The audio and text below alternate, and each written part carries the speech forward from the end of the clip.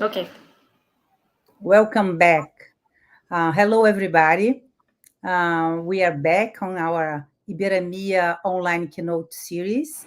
He is Cristina Garcia from Universidade Federal do Rio de Janeiro. And also we have Laura. Hi, welcome everyone. I'm Laura. I'm also from Unirio, and we are back for our third Iberamia 2024 pre-events with our invited speaker, Vicent Botti.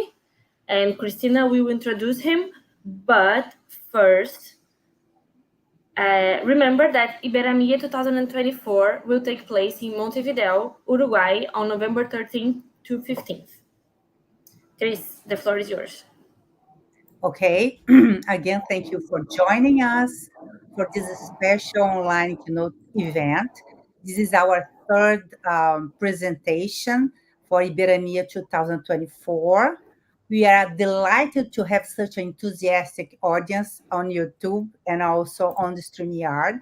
As a reminder, Iberamia is going to be held in Montevideo, very beautiful city in Uruguay, November 13th to 15th. And we are looking forward to seeing all of you there in person. Today, we are honored to introduce our very esteemed keynote speaker, Professor Vicent Botti. Professor Botti is a highly respected researcher in the field of artificial intelligence. He is a full professor of computer science, computer systems and language at Universidade Politécnica de Valência. Is also the director of the Valencia Institute for Research in Artificial Intelligence and has made significant contribution to multi-agent systems and agreement technology. With a remarkable career that spans over 4 decades, Professor Botti has been a pioneer with more than 400 international publications and numerous awards, including the Spanish Association for Artificial Intelligence Research Award and the National Computing Award, José Garcia Santos Mazes. Today, he will be sharing his insight on affective intelligent agents, a topic that explores the integration of emotional intelligence into AI systems, with promise to bring a new dimension to how machines interact with us. Please join me. Welcome, Professor Vicent. Vicent, the floor is yours. Okay, thank you, Cristina. Good morning, good afternoon, good evening, ladies and gentlemen. First of all, I would like to thank the organization for the invitation to be here with you. The talk will deal with a research topic on which I have been working for years in my research group, the Grupo de Tecnología Informática Inteligencia Artificial, at the Valencian Research Institute for Artificial Intelligence. The topic is affective agents. The first things that probably comes to mind when we see the title of the talk is, what does emotion have to do with computer science? Why do we need affective intelligent agents? In order to answer this question, it's essential that we first understand what emotion, empathy, affect is. And for this, there is nothing better than going to the origin of everything that is the brain. The brain is an incredible complex organ, but its fundamental design focuses on understanding the environment to improve our ability to survive by responding to different biological needs. Part of these needs are related to other human beings, to be part of a group, to feel accepted and loved. All of this makes a evolutionary sense in order to increase our chances of survival. The basis on which these relationships between humans are based are emotion and the ability to understand this emotion. For instance, empathy is what lets us to establish the emotional bonds necessary to form part of a group, laying the foundation on which our social behavior is based. The question is how the emotions influence influence the decision making. The human brain doesn't always follow logical reasoning. In fact, it is generally guided more by emotion, mood, personality, empathy, or even social context. All these factors will alter our judgment and affect the way we take a decision. For example, when we go to buy a phone and we go for the biggest, coolest, and most expensive model in the shop instead of choosing the smaller, cheaper, but equally functional phone, it's our emotion that is affecting our decision. Let's look another example of how the decision we humans make are affected by emotion. This is a well-known example from the literature. Is the train dilemma. This is the dilemma. A train runs out of control on a track. On its way, there are 5 people tied to the track by an evil philosopher. Fortunately, it's possible to press a button that will send the train on a different track. But unfortunately, there is another person tied to it. Should the button be pressed? Most people sacrifice only one. Then the rational behavior would be minimize the number of victims and push the button. We have a train arriving at the junction, and the agent controlling the chain of tracks has to decide on which track the train should run. Then probably the rational decision could be don't press the button and press the button and that the train runs on track B. If travels on track A, it runs over 5 people, and if travels on track B, it runs over only one person. But what happens if we modify the tram dilemma a little? Now, on track B, we have allowed 1 person, and on track A, we have 5 unknown people. What will be our agent's decision now? A rational decision to minimize the number of victims or to save the loved one? The agent's emotion, its mood, will influence its decision, and probably we push the button, and we don't push, the button.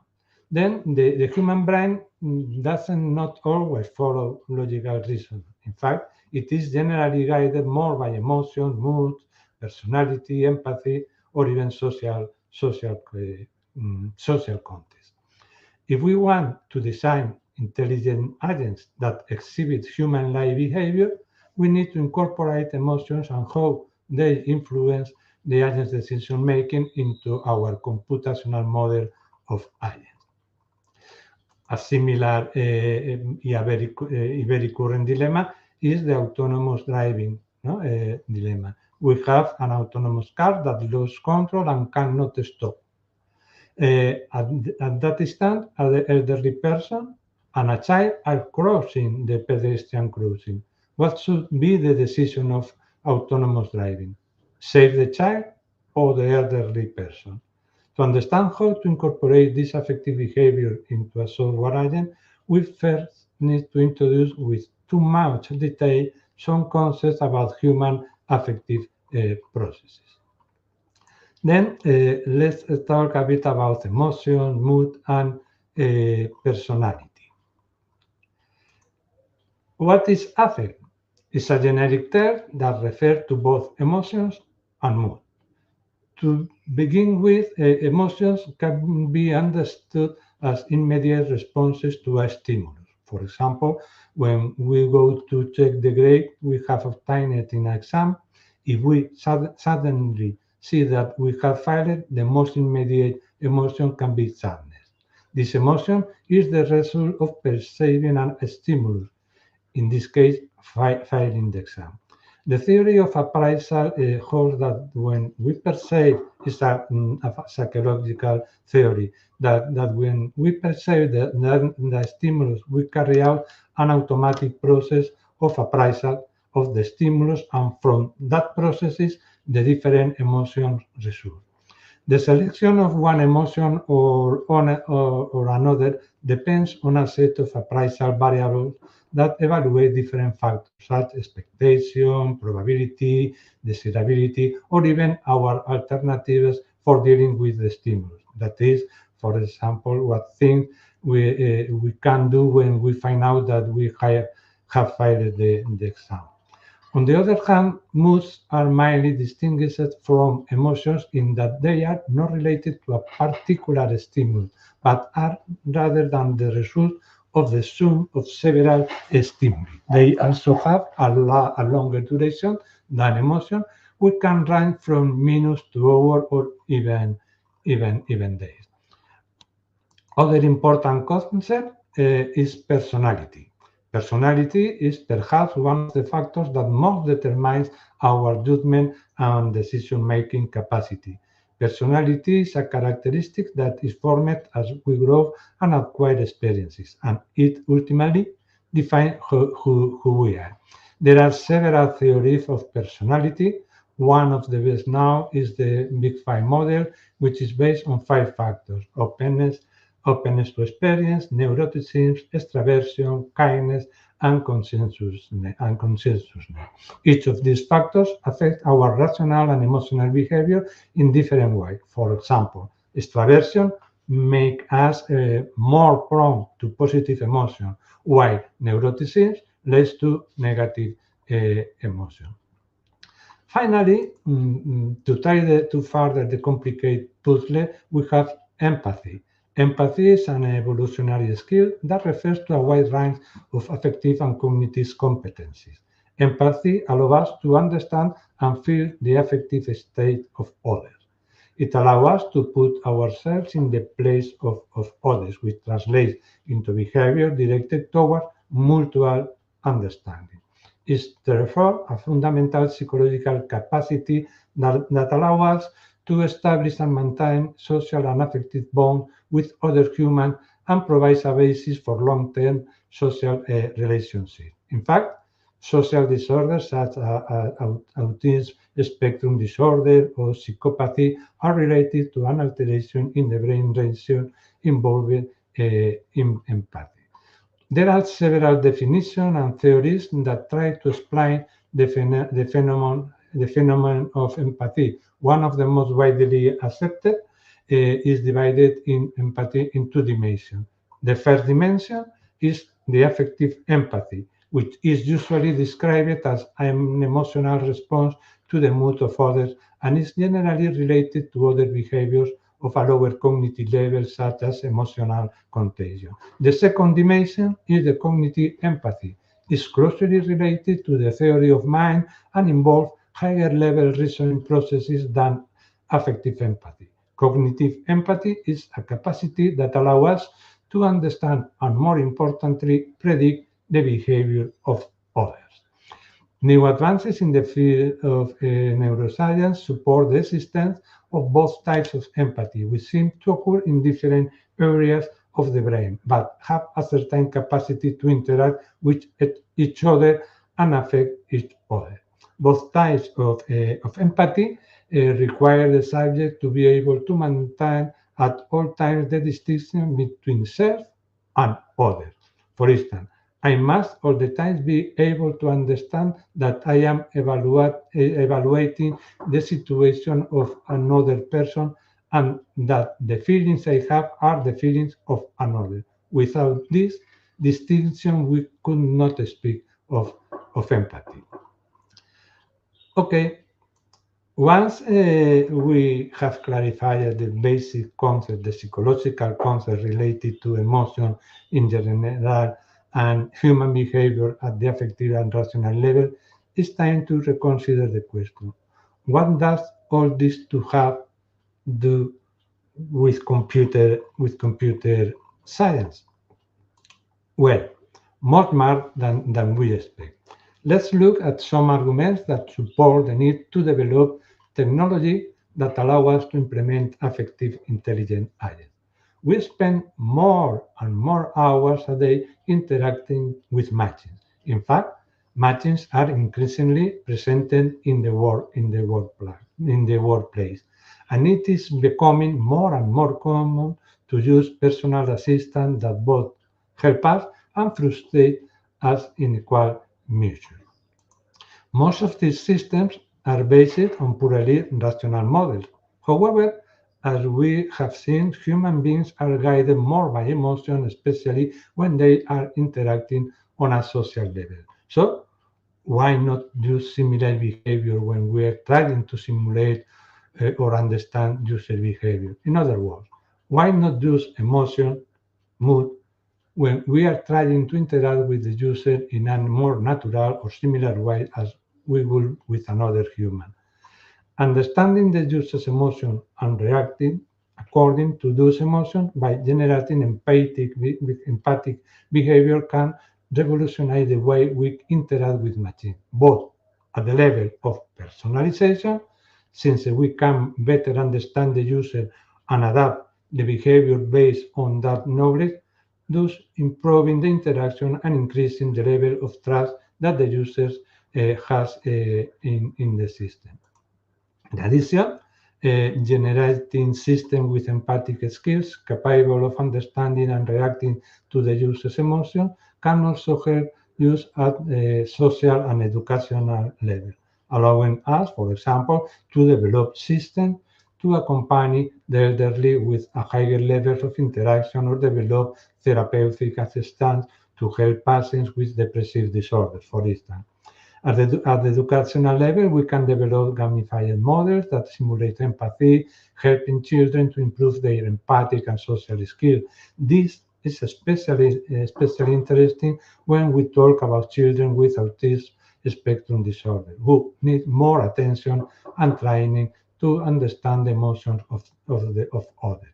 But how can we incorporate these emotional skills into machines interaction through the use of intelligence agents with affective abilities? Computer systems that are oriented to the paradigm of human-machine interaction are becoming more relevant in society.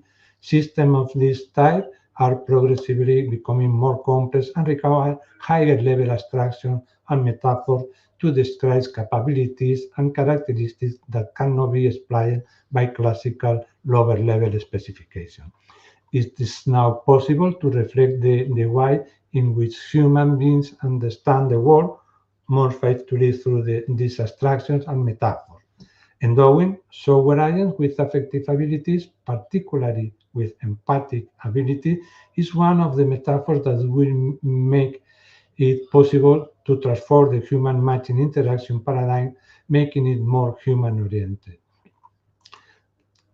On the other hand, the need for affective agent architecture is also supported because we need to have the tools to simulate the use in modeling human organization.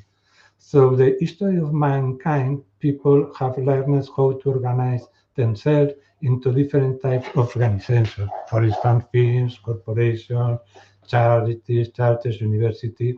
Regardless of their type, structure, or hierarchy, all organizations have a common factor. They are directed and composed by humans, and their functioning and evolution depend on the decision and behavior of their members and their environment.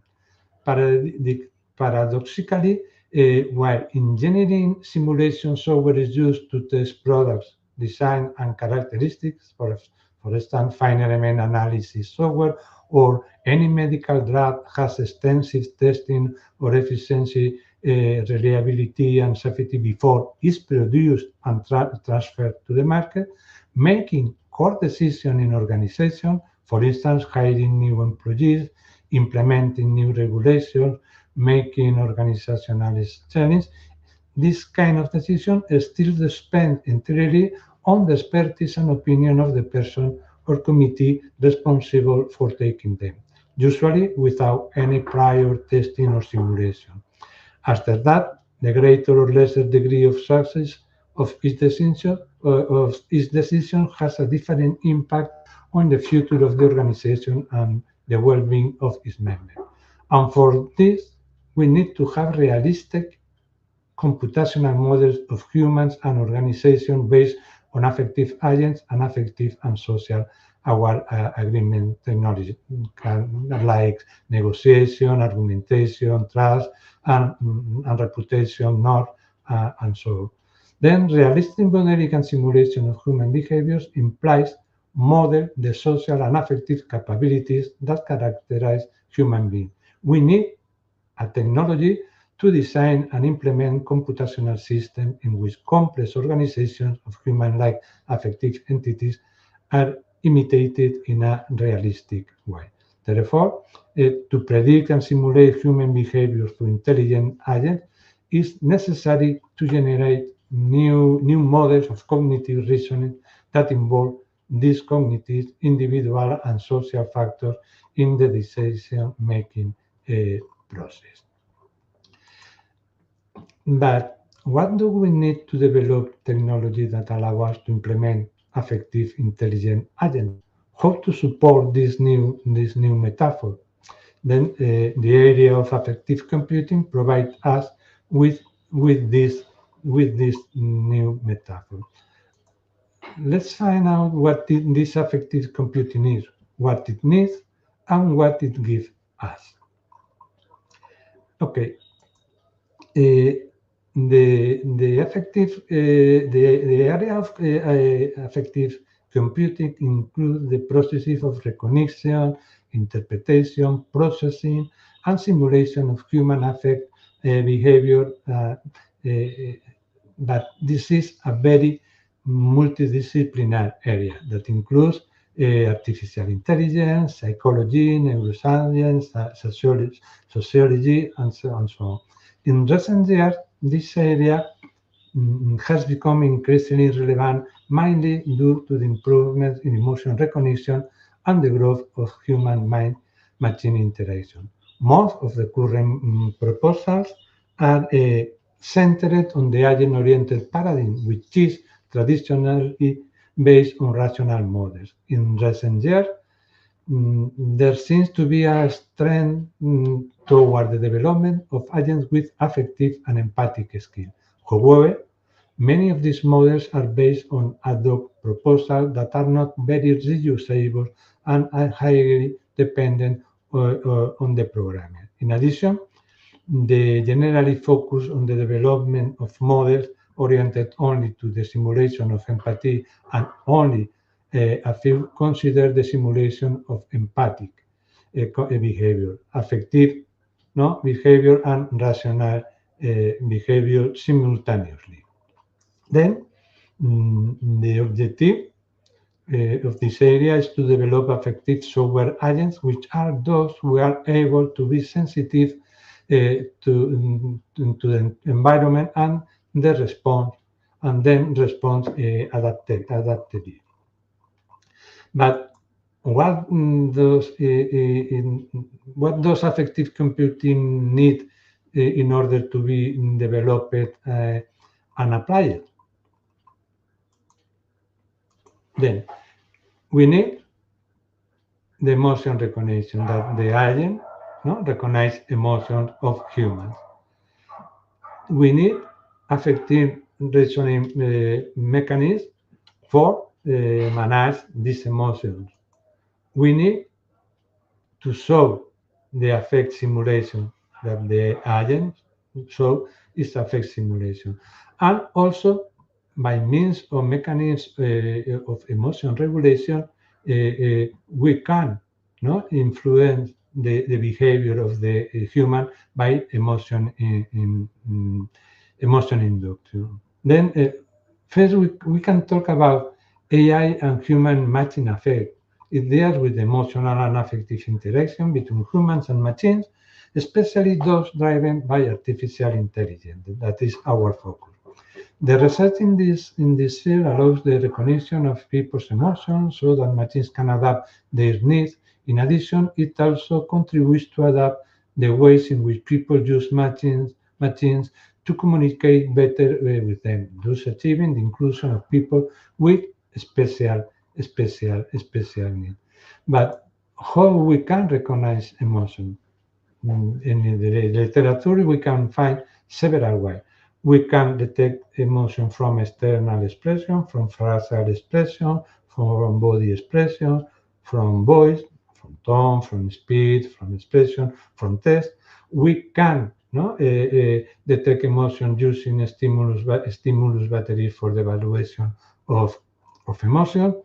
And also we can recognize emotion from biometric signals like heart rate, temperature, galvanic skin response, functional magnetic resonance imaging, electroencephalogram. There are several ways several tools that we can use for detect emotion. But okay, we detect emotion. But once we have recognized this emotion, how do we represent them? We need a computational model of emotion representation. There are two approaches in the literature. We will take a bit more about this later, in particular about the representation model we have developed in my research group. By mean labels. No? We can have labels of anger, disgust, fear, joy, or by components. No? Then we can use a representation of a vector that represents emotion, taking into account the arousal and the pleasure detected. We will talk about a bit more about this later. Okay. Currently, the integration of cognition and emotions into the intelligence architecture is one of the fundamental challenges in the development of computational model of emotion, and specifically the creation of models able to represent the emotions appraisal process, the affective derivation process, and the influence of the mood on the behavior of the agent. In the literature, we can find several words on emotional software agents. Among them, we can highlight Filmi, Fatima, Emma, EBDI, or the OCC models.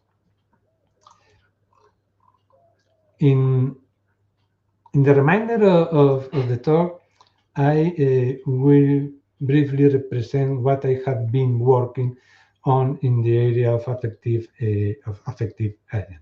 We have developed a general purpose architecture for affective agents called Genia 3. In this architecture, emotions and mood are represented in the pleasure, arousal, dominance model space. We have extended this architecture with a fuzzy model that represents emotions using a pleasure arousal continuous space instead of simple level. Then we prefer use the continuous space of emotion. We have developed an empathic agent model based on agent speak. And we start from the basis of the architecture of affective agent Genia 3. This architecture allows the development of agents with affective capabilities based on agent speak, which means that the agents also have rational processes based on the BDI architecture. Our model extends the semantic and reasoning model of agent speak to support the development of agents capable of simulating empathic interaction, taking into account other affective behaviors such as emotions or mood. This model is based on a recent empathic appraisal theories to elicit empathic emotion when a software agent perceives or is aware of an emotion or a situation in other agents or humans. In addition, our empathic agent model has an emotional regulation process that adapts emotions to different intrapersonal and interpersonal factors. You can see some of some bibliographic references of this work that I mentioned. Okay, this work, this is a work that I have developed together my colleagues Emilio Vivancos and Joaquin Taberner. Here you can see a high-level description of the architecture of our empathic agent. In the upper part, we have in green the process provided by agent speak that allow the agent to perceive the environment, reason, and act on its environment through action. In the lower part, we have in orange the processes related to the simulation of affective processes. This includes emotion recognition, which serves as input to affective processes. An emotion representation system that allows to generate a common space to represent the emotional knowledge of human agents and users. We also have an emotion expression system that allows the agent to express an emotion using the same text that we humans use, and a set of affective processes, including empathy generation processes that will be affected by emotion recognition and event perception. We have distinguished two types of events: events that are only affective and events that are also empathic. The main difference is that empathic events are events that happen to others. In the following, we will be briefly describe how our affective agent can recognize emotion, can represent emotions, and can perform affective processes. Okay, as we have previously commented, the emotion recognition system can use different inputs such as facial gestures, tone of voice, text, and it can also use other inputs such as heart rate, skin conductivity, or electroencephalogram. In addition, these inputs can be combined to generate multimodal classifiers. In relation to multimodal models, in the group, we have developed a work that integrates face and voice recognition for emotion recognition. This is the reference as to this work. Okay, we have seen that there are two ways of represent emotion: task or the arousal and pleasure space. On the one hand, there are theories of basic emotion that categorize emotion by means of different levels. According to these theories, the number of levels is limited, and also the levels are universal. This is the model currently most widely used in the area of affective computing. In contrast, there are dimensional models in which there is a great variety of emotions, and also emotion depends on culture and language. One of the more recognized models is the complex model of affect, which is based on two dimensions: pleasure and arousal. According to this theory, emotions follow a circular pattern along this dimension. Later experiments also show that the intensity of emotions is related to the levels of pleasure and arousal. The higher these levels, the greater the intensity. Both models have advantage and disadvantage. On the one hand, the level-based model is simple to implement, but does not offer the possibility of establishing a relationship with the intensity of the emotion.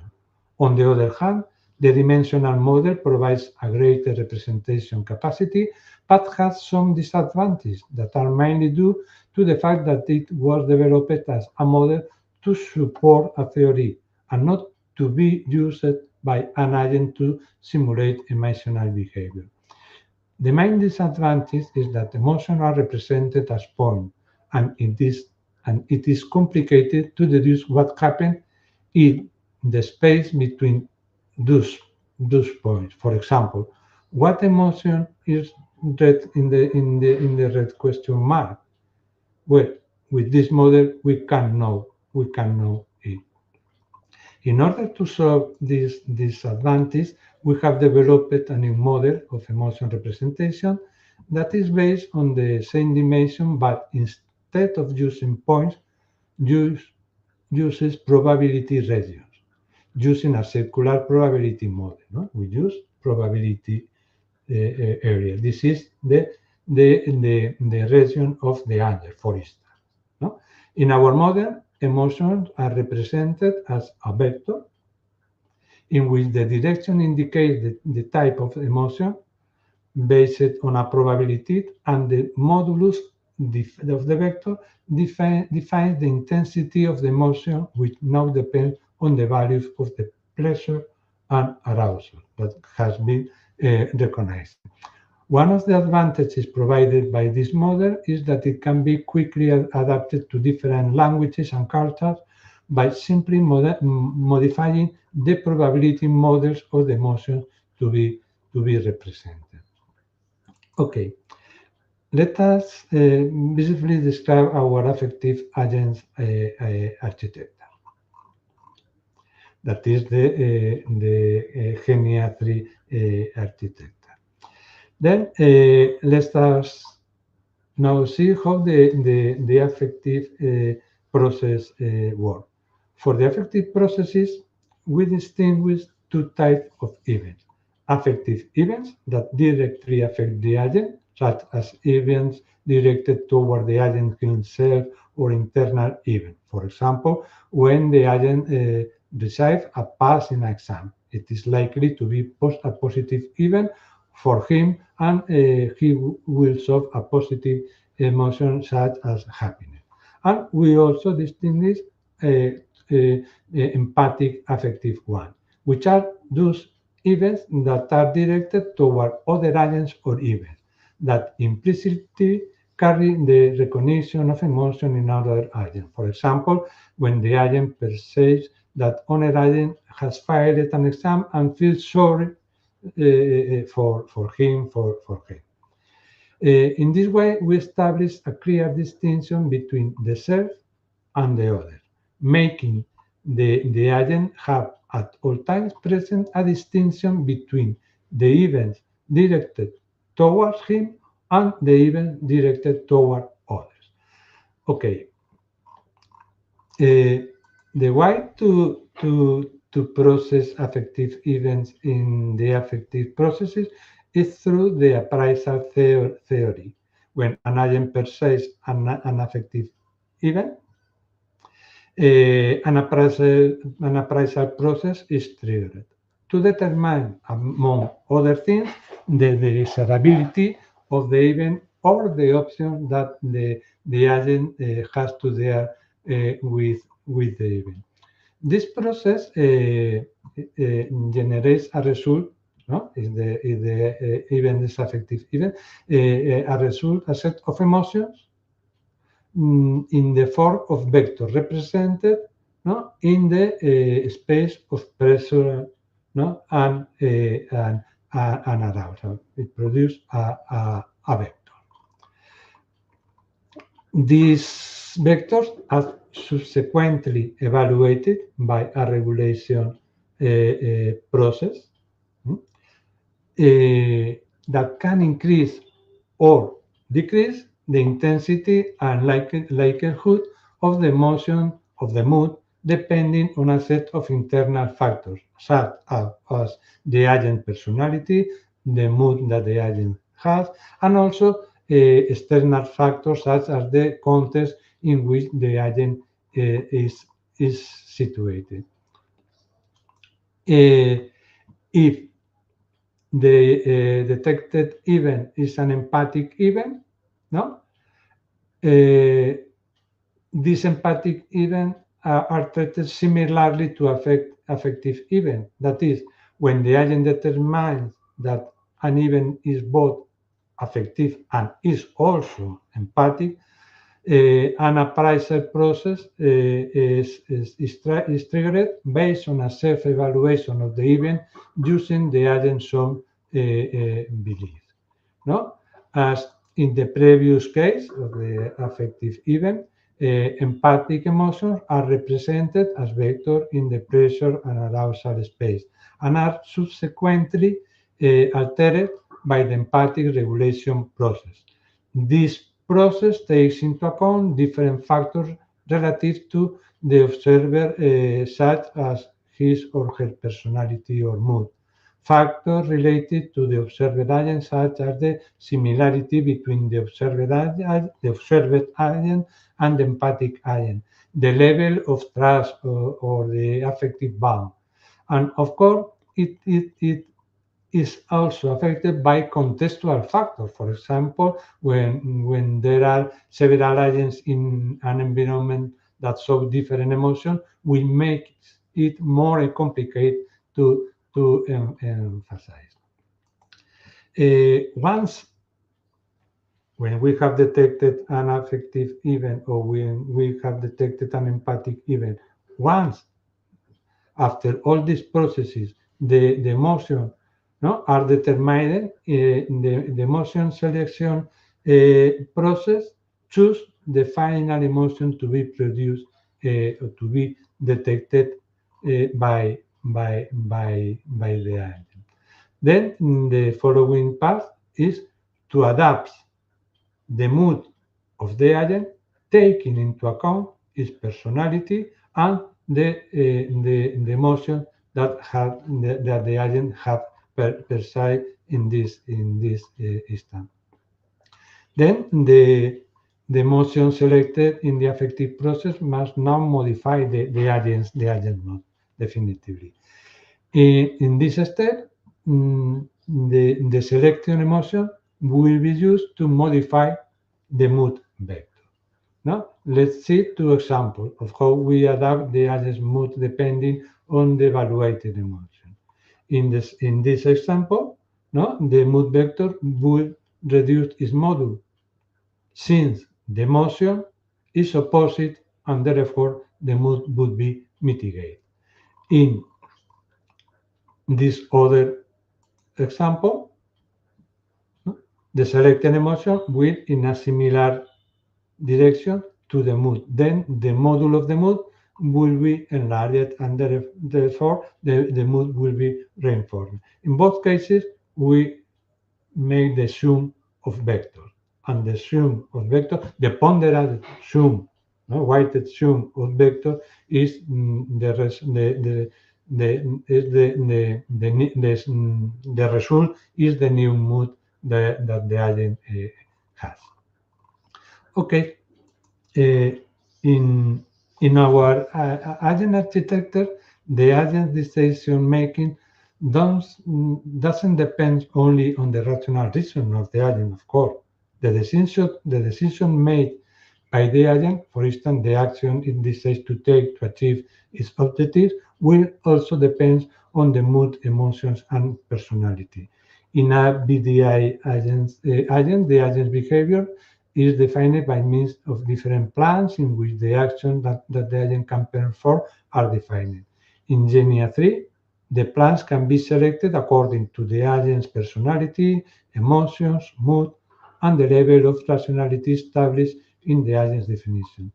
The plans in the list of applicable plans are assigned to a priority that doesn't depend only on the agent's rational process, but also takes into account its mood, personality, and emotion. Okay. This emotion will serve, or this mood will serve as input for the affective stated updating process, the decision-making process, and of course, in the selection of copying strategies. The last step, when required, is the one in which the agent expresses his mood. This is done by means of the selection of copying strategy, where the agent chooses gestures or reactions that match the agent's current emotion or mood. For example, if the agent is happy, it may modify his facial expression to a smile. These copying strategies will be shown to other agents or or to the user in order to establish the emotional relationship. As we don't have much time, I have selected some use cases, some experiences, more than use cases, where we have applied this technology. In reality, we have and are applying it in more use cases, personal assistant for elderly people in solitude, or for people with a team in hybrid social networks, and so on. 1 hour experience of we are applying the previous results are emotion regulation. Why? Because affective agents have greatly advanced in its ability to understand and simulate human emotion. However, human behavior is not based only on the emotion that is first generated in a given situation. We also have emotional processes that help us to adjust our emotions and behavior to different contexts and situations. In order for intelligence agents to adapt and function correctly in a wide range of cases and contexts, it is necessary to simulate such emotion regulation processes. In this way, agents will be able to simulate more accurate human-like emotional behavior, and thus navigate complex social situations or build strong relationships with humans. We explore the concept of intrinsic emotion regulation for intelligent affective agents, focusing on its potential benefits, challenges, and implications for the design and development of more sophisticated and human-like artificial emotional intelligence. Then we identify the main difficulties, open challenges, and ethical issues that need to be addressed to improve the ability of agents to simulate emotional regulation processes. Okay, we have also developed an agent that acts as an assistant to humans to help them regulate their moods. Obviously, this work is developed in collaboration with and under the supervision of psychologists and therapists. This study introduced a computational model which facilitates emotion regulation in individuals. You can see the figure. Our model is composed of 3 fundamental components: an emotion recognition process, a personalized dynamic planner, and a process in charge of executing the action focused on regulating the user's emotion. Then an affective intelligent agent interact with an individual will detect the emotion expressed by an individual. This emotion recognition process relies on the analysis of psychological data of the individual. The aim of collecting psychological data is to gather diverse indicators enabling the identification of the individual's mood. It is crucial to identify techniques that other process data on the external expression of emotion. To minimize the impact of the psychological data collection processes on the individual behavior, only minimally invasive techniques are considered. Different people show different emotion regulation abilities, no? Similarly. Then we have developed this agent that can interact with humans, and based on the emotion recognition in the individual, their personality traits, and they detect a state of emotional equilibrium. The intelligent affective agent must select a set of emotion regulation actions that carry out the action to achieve the emotion regulation of the individual and bring them back to their emotional equilibrium. This is the most essential process to be carried out by the agent. The agent uses a dynamic planner of emotion regulation for this process. We have chosen to employ the growth model to formulate the agent's strategies because this model unifies the different perspectives of emotion regulation as it has been established as the reference model. However, the emotion regulation strategies proposed by Gross are not specific enough for application in a computational model. Therefore, emotion regulation strategies should be divided into more specific sub-strategies so that they can be converted into real action to be applied by the agent, and the emotional impact can be estimated. We have also developed an intelligent agent interacting with an individual that will be able to improve its communication. We're able to improve the communication with its interlocutor. If the agent adapts its behavior according to the individual's mood. No? In order to do this, it's necessary for the agent to be able to detect the individual's mood through the content of the conversation the agent has with the individual.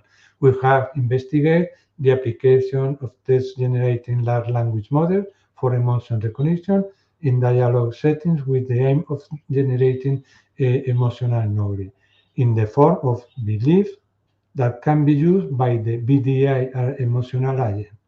We compare the performance of several LLMs in recognition the emotion that an effective BDI agent can employ in its reasoning.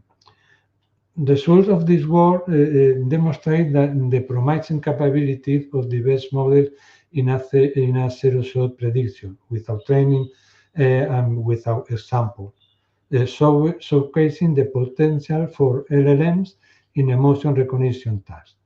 The study advocates for further refinement of LLMs to balance accuracy and efficiency, paving the way for the integration into diverse intelligent application. Okay, we have also developed a personal assistant for elderly that run on a smartphone. You can see some screenshots. They are in Spanish because the application has been developed in Spanish. In this assistant, there is no automatic detection of emotion. The user is asked what emotion he feels when carrying out an activity. But the agent model that is the one model that we have presented previously. We are now working on the aforementioned assistant to provide with automatic emotion detection, which is not simply on a smartphone. We are very advanced in the emotional regulation part of the agent. The communication part is also very advanced, and the analysis and report generation part so that the therapists receive warnings about the state of the patient. Affective computing can contribute to people's emotional well-being and detect compromised affective states that require help from family members or from professionals. Therefore, it's very important for elderly people who often have reduced social life. That doesn't necessarily involve vivid and detailed record. We think that they can produce important benefits that improve general mood, overall cognitive simulation, improve self-esteem, successful therapy in Alzheimer's treatment, and so on. To conclude, I would like to highlight some conclusions. The way we communicate and interact with machines is evolving towards a high level of user-centered personalization. Empathy can be a determining factor in improving this type of interaction, since empathy is the basis of our social relationship. The development of agent models capable of simulating empathic behavior is a first step in the search for the improvement of this type of interactions and realistic modeling of human organization. Also, models based on popular languages, such as INSP, can help accelerate the development of such agents. In addition, it is necessary to establish models that allow us to represent the knowledge we have about emotion. Dimensional models, such as the one presented in this talk, about to establish an estimation of the probability of the emotion and its intensity based on different dimensions and are easily adaptable to other cultural environments. Of course, there is still a long way to go before we are able to simulate human behavior in a natural way, and it's necessary to continue working on this type of research line in order to improve little by little the human behavior interaction. And that is all. Thank you very much. Thank you very much for the very intriguing and exciting presentation, Professor Vicent. It raises lots of questions, and I'm sure that everybody has questions for you. But I have a very small question that is triggering me. And your ideas, the idea of affective agents, rely upon the idea of being able to be empathic. So empathy is a very human characteristics, aspects. So I'm very intrigued because to be empathic, I need to understand a lot of things. For example, if I know that a friend of mine was fired, he's upset, but I understand. I can put myself in his shoes, and I will understand better if I know that he was the only one that was fired, or everybody in his company was fired. So there is kind of a contextual information that is needed for me to be empathic. And this will impact. So it's not only understanding about his facial expression or his sensor, his bio, monitoring his bio signs, but also understand about the context and kind to predict a little bit the causes for his feelings. So this empathy also considers very much this context understanding, and this is kind of very open-ended. So my question is like, how can we expect that computers that's from very different matters can actually be empathic, since the matter is different? They are not humans, they are not meat and blood. So, and then it's how we can disconsider context in the way of being empathic. We develop a little bit. The social context is very important, no? To empathy, no? You have to perceive the mood or the emotion of the other, of course, but also the social context influence.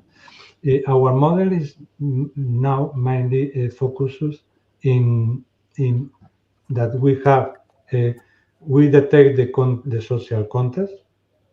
No? Another question is how we detect the social context. We are working on standardized examples, no? That in these cases is easy to detect the social context. The real problem to detect the social context is more difficult. Then our model, we perceive an emotion, no, in other person, or we have detect an event that produced in myself an emotion.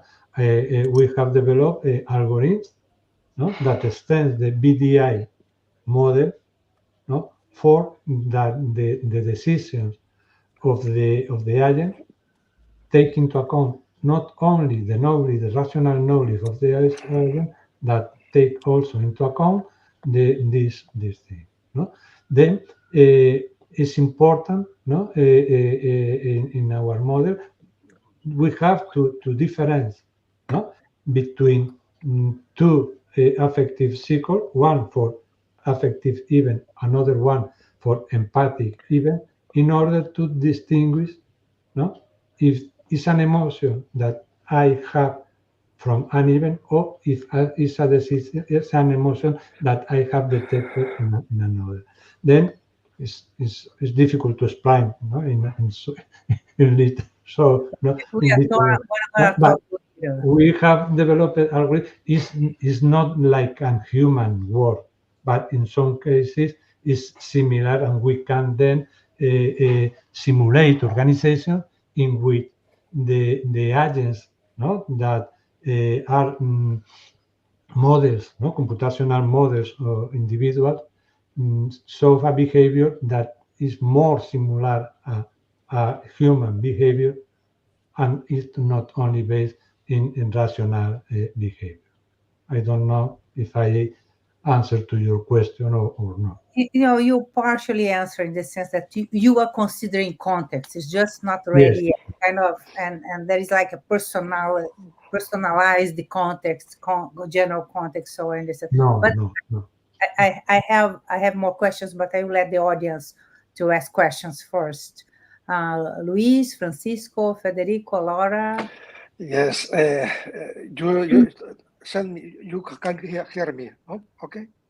Yes. Well, yes. First, good morning or good afternoon. First, it's a pleasure and privilege to have here Vicent Botti and in our Orlando talks, and it's also an opportunity to be able to greet him after a long time. 2 years ago, you meet in a lunch, even it is from a distance. Well, many thanks also to Christina and Laura for organizing these interesting talks. And now, brief questions about these very interesting topics of today. Of course, emotions are an important component in the human decision-making process, in the relationships. Therefore, it's important to model, to generate and process emotion in an intelligent agents. However, when we try to define artificial intelligence, we might first consider defining what intelligence is. So, on the topic of the talk, what is a human emotion? I mean, how many emotions are? For instance, you speak about 5 basic emotions: joy, sadness, fear, anger, and disgust. Other authors speak about 6 basic emotions, adding, for instance, surprise. Others propose 7 emotions, adding content or adding acceptance and hope. Others propose even 30 emotions, by classifying by positive emotions, negative emotions, and ambiguous emotions. And even the University of Berkeley proposed years ago 27 emotions. Then this number of emotions is important. Are the 5 basic emotions you speak enough for this topic? How models can be adapted to one or another set of emotions? At what level of representation, generation, and processing we are in this topic? What do you think about the several typology or different number of emotion in the literature? We have the proposal of the psychology area. We don't work in this area. No? Then there are more computational emotion models that are based in tags. But this is difficult to work from a computational point of view with this model, because it's impossible to represent the intensity, it's impossible to represent how you can change from one emotion to another emotion. We use this. Can you see the slide? No, we use normally. We adopt this one. These are the Russell proposal. no? And we think that is a good idea. We have developed a computational model of emotion that here is represented in what, taking into account pleasure and arousal, no? It's possible to identify, psychologists identify that pleasure and arousal. We represent the pleasure and arousal as a vector. Then we can represent, and psychologists has identified that with this value of pleasure and this value of arousal, we are in the area of excitement, in the limit between excitement and happiness. No? Then this has been defined by psychologists. We don't define that, but we can represent. Then if it's easy, no, to modify computationally, no, like I told before, how we can change the mood of an agent. If we have a mood that is represented by a vector that is here, and you perceive, and the agent perceives this emotion, but the new mood will after the process, not all the process that I said before, no? You only have to zoom the vector, and the result of the zoom is the new emotion. It's a weighted zoom, it's not only and this work we have solved, no? And we have published this work in a journal that is that is dedicated to this kind, is the IIIE, no, transaction on affective computing, no? And this is a work that was correctly. Then, from my point of view, with this emotion, is enough. Is enough. I know that psychology. I'm not psychologist, of course, no? But this is what we have developed also some experiments in different cultures, in Portuguese culture, in Sweden culture, and in Spanish culture, and we have made some experiments that is enough with that. But I'm not psychologist. I'm not. No, but very curious. My opinion is. No, it's very curious to read some emotions in another classification. For instance, sexual desire. For instance, nostalgia, sympathy, calm, amazement, amusement. There are a lot of words in this. Well, in any case, perhaps you can model. Our model is prepared to that. No, we can. If some psychologists say me, when you have this pleasure and this arousal, the detected emotion is the X emotion, we can represent it. But I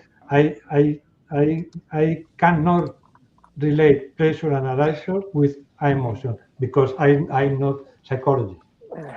Well, my first sentence was when I speak about artificial intelligence, we first speak about what is intelligence. Perhaps here is the same problem. What is the human emotion? Well, thank you. Well, one more thing for Vicent to think about is like defining before what he means by emotion in the context. So I have many more questions. Francisco, do you have a question? I'm kind of... Yes, I have questions. Okay. Well, it's a pleasure to hear Vicente again. Me too. But, I mean, I have also represented the engineering point of view. And I found very interesting your question, your talk, because there is a big work on the conceptual level But on the engineering level, my questions go in that direction. Well, to make a system that take into account something, it's important to define the goal of the agent, because maybe to reach the goal, well, in an engineering system, the most important is the agent achieve the goal or not, and also for the user. And then you have, in order to take into account emotions, you need to take into account the personality of the user, the environment, and also mainly the goal. And well, in your talk, the goal has not been mentioned very much, because, well, in real system, the goal is very important. And maybe if you reach the goal rapidly, you don't need to care about the emotion of the user. You take into account the emotions when the goal is not achieved with you cannot understand that dialogue is not fluent, etc. And then maybe it's important to take into account the emotions, to change the dialogue model, and so on. So, well, I think you need, in order when you develop real systems, you need to take into account the goal. And also, well, you also know that, for me, the BDI model is a psychological model, but it is not an engineering model. So, because when you build engineering system, beliefs, desires, no, you have, if it is a reasoning system, you have a reasoning system that could be based on rules, on nets, you have a symbolic representation. And then this new wave of intelligent systems are not symbolic. And this is all the people working on symbolic system need to think about this, and also for detect emotions. You can make a representation, and you can make a reasoning system to detect emotion, but is it the right technology? I don't know. And also to correlate the facts between emotions and actions, because, well, in this famous book on Think Low, Think Fast, well, who takes control? Emotions or reason? In fact, in most of the cases, are emotions who drive the decisions, not rationality. So, okay. Yes, I understand. We have developed theories, proposals to manage Computació, represent emotion, and to manage it. We decided in a moment to include this in a very well agent for the specification of agent, that is agent speak. Then I don't mention it, but there is a GitHub of GENIA 3, or when you can find of the software that implement all these models. Then in the decision is in the decision that we take in the past was to integrate our proposal in agent speak, in IVDI architecture. It could be included in other agents architecture, of course. But when we also take into account the effect of our decisions, of our agents. I only talk here about that, but we also are working on how, for instance, if we have normative system, how the norm influence an emotion, and how emotions influence in the norm. We are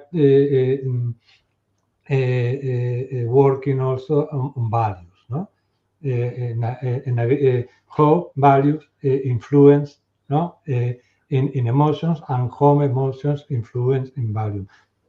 Here we only talk about a part of our work, but we also, when an agent take a decision and the agent perceives the effect, no, they perceive the environment in the general sense, and also the performance of the action that they have adopted can influence, no, because can produce an event that the agent detect and that influence in his mood, that produce an emotion. But that is easy to explain.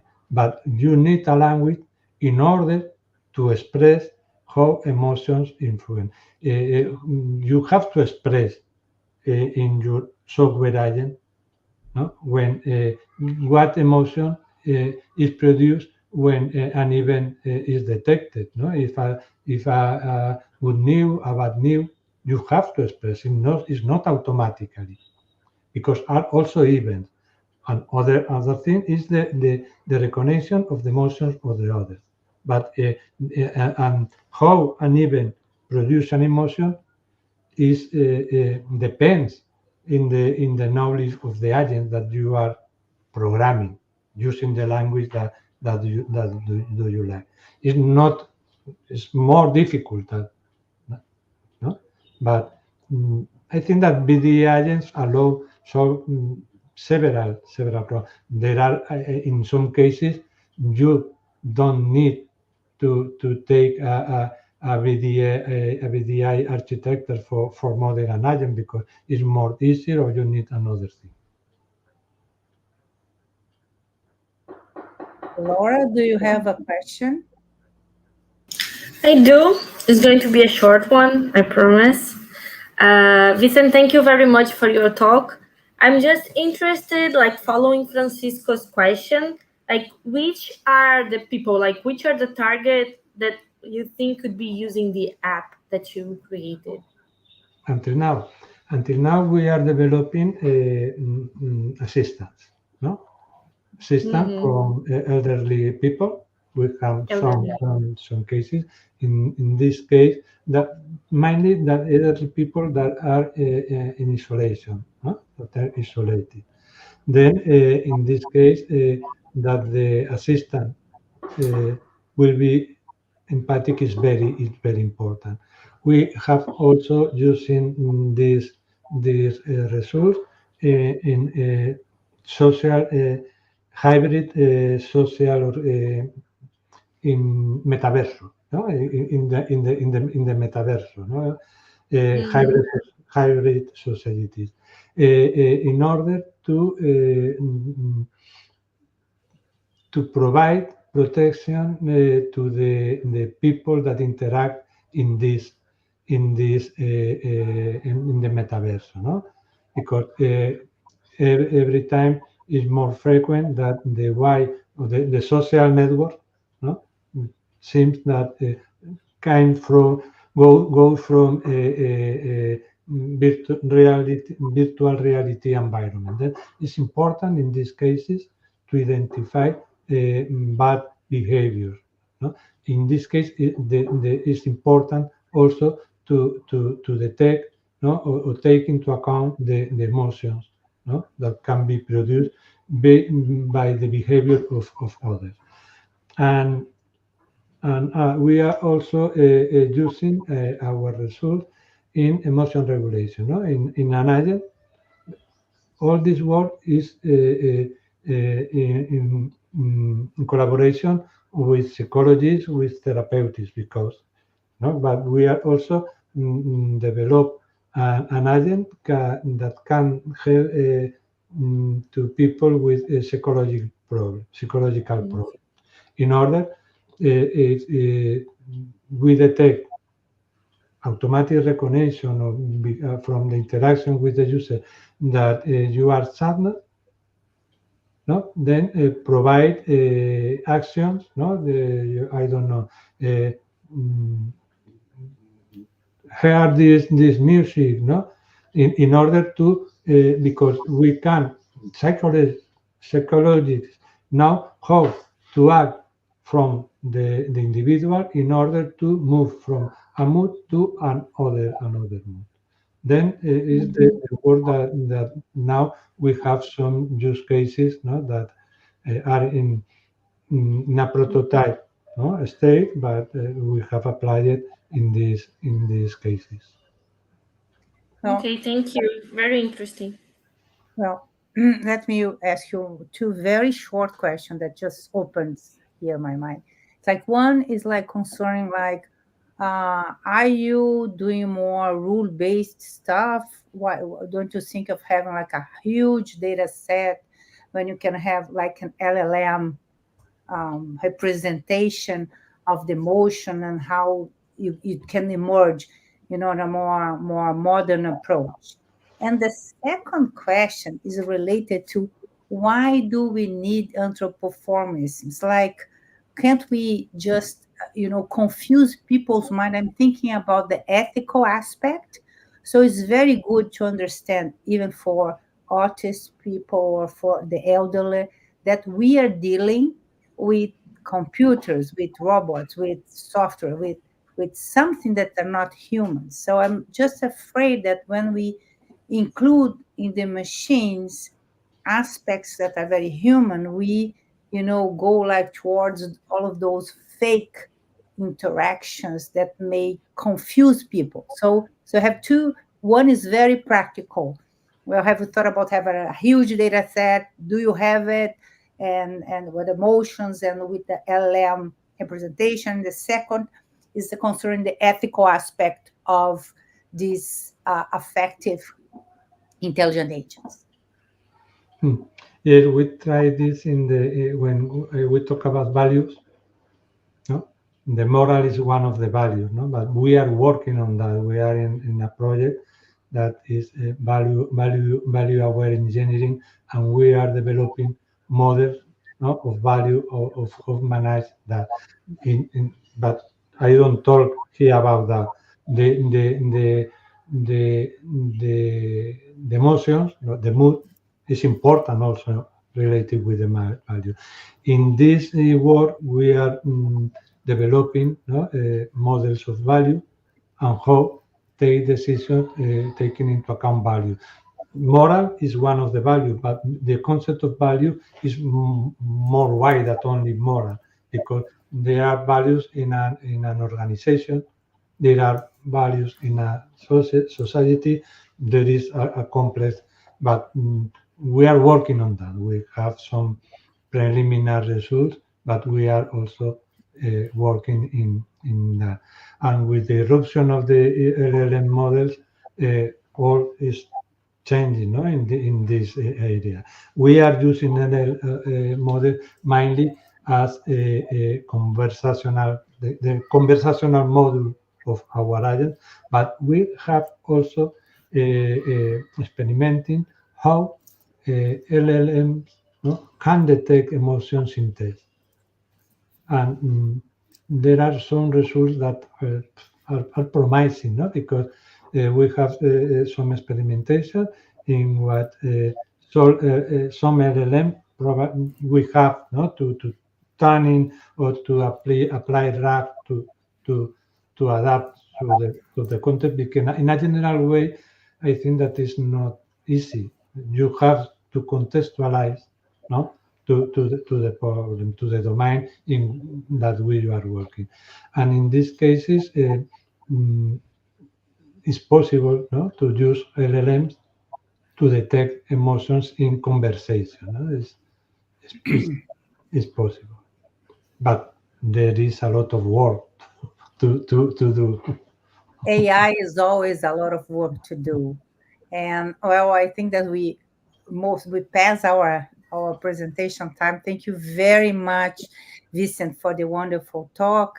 Thank you for the audience. Thank you for the YouTube people. Sorry, I am not bringing questions from them because of the time. It's very exciting. I hope you go to Iberamia in Uruguay, so we can, talk more about that. So I think it's going to be very interesting. So my last words here is this is our last talk before Iberamia. So we hope to see all of you there in Uruguay. Laura, do you have last words? No, that's it. Thank you very much for bringing us this talk. This subject was very interesting. I learned a lot. And that's it. Okay. Thank you very much for your invitation. Has been a pleasure. Bye-bye. Gracias, Vicente.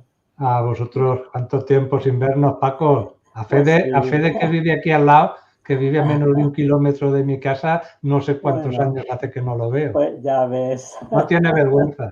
Precisa de Iberamia para encontrarte.